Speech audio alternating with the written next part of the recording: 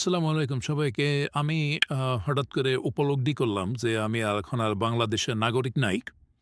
তো আমি এখন উগান্ডার নাগরিক হয়ে গেছি।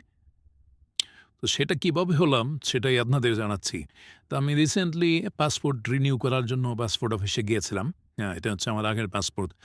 যেটাতে আগে পুলিশ ভেরিফিকেশন সিস্টেম ছিল। তো সেটাতে আমার স্থায়ী ঠিকানায় পুলিশ ভেরিফিকেশন হয়। হয়ে সেই পাসপোর্ট হয়। এখন এটা ডেট ফেল হয় তো আমি আবার রিনিউ করতে যাই। তো এই পাসপোর্টটা করা ছিল হচ্ছে আমার জন্ম নিবন্ধন দিয়ে। তো এর পরবর্তীতে যখন আমি এনআইডি কার্ড করি, তো এনআইডি কার্ড করার সময় আমরা কি জমা দেই? আ আ সার্টিফিকেট, এসএসসি সার্টিফিকেট, বাবা-মায়ের আইডি কার্ড, তারপরে হচ্ছে আ জন্ম নিবন্ধনের সনদ। এগুলো দিয়ে এটাও এনআইডি কার্ড করা হয়। তো ওই টাইমে এই যে ছাগলগুলায় এই এনআইডি কার্ডে ডাটা এন্ট্রি করেছিল যে কোন জায়গা থেকে এগুলোকে নিয়োগ দিছে আমি জানি না। কয় টাকা ঘুষ খাইয়ে নিয়োগ দিয়েছিল। অশিক্ষিত জানোয়ারদের নিয়োগ দিছে নির্বাচন কমিশন অফিসে। এরা হচ্ছে আর তো যা বলতেছিলাম তো ওই ছাগলের বাচ্চারা এরকমভাবে ডাটা এন্ট্রি করছে এখানে। তো আমার যে বর্তমান ঠিকানা সেটাতে তারা আ স্থায়ী ঠিকানা এন্ট্রি করে রয়েছে। তাহলে আমি আইডি কার্ড করার সময় যে পিতামাতার এনআইডি কার্ড, জন্ম নিবন্ধন কি ঘাস কাটার জন্য দিয়েছিলাম তাদের, ওই ছাগলদের কে নিয়োগ দিছে, কয় টাকা ঘুষ খাইয়ে যে নিয়োগ দিছে সেই ছাগলগুলাই জানে। কাজ করতে পারে না, এ এই চেয়ারে বইসা থেকে ভাব নেয়। তো তারপরে হচ্ছে আমি ও গেলাম, ঠিক আছে। আমি নাগরিক সনদ আনতে গেছিলাম কাউন্সিলর অফিসে। তো তারা বলতেছে, "আপনি তো এই এলাকার স্থায়ী না, আপনার ট্যাক্সের কাগজ লাগবে। তো সেক্ষেত্রে নাগরিক সনদ দিবে আমাকে। তো পাসপোর্ট করতে গেলে নাগরিক সনদ লাগবেই।" তো ঠিক আছে, আমি আমি আমার এই পার্মানেন্ট ঠিকানা দিয়েছে এটা।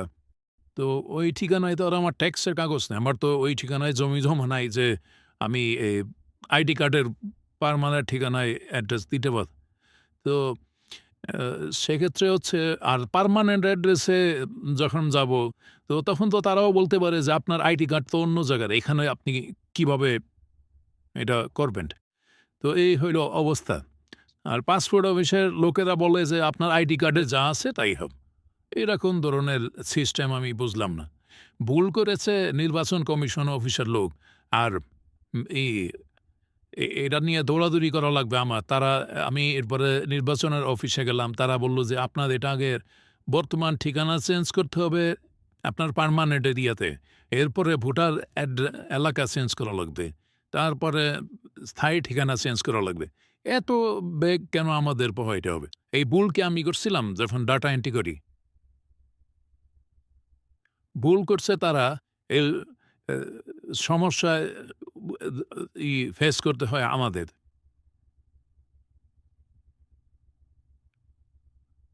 বাংলাদেশের 90% আইডি কার্ডেই মনে হয় আমার এই সমস্যা। কারোর তো পিতা-মাতার নাম নাই।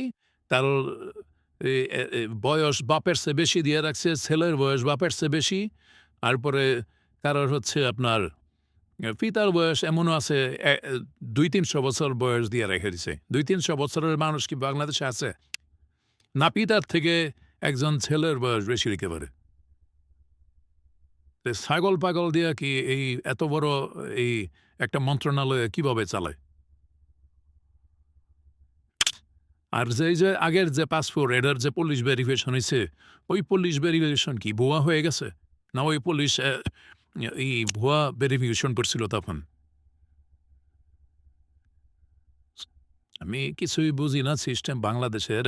এখন আমার মনে হচ্ছে মানে ওনাদের যে মতামত, সে অনুযায়ী মনে হচ্ছে আমি এখন আর বাংলাদেশের নাগরিক না, আমি এখন উগান্ডার নাগরিক হয়ে গেছি। তো আমি অতি দ্রুত বাংলাদেশ থেকে উগান্ডায় পাঠাইয়া দেওয়ার ব্যবস্থা যেন করা হয়।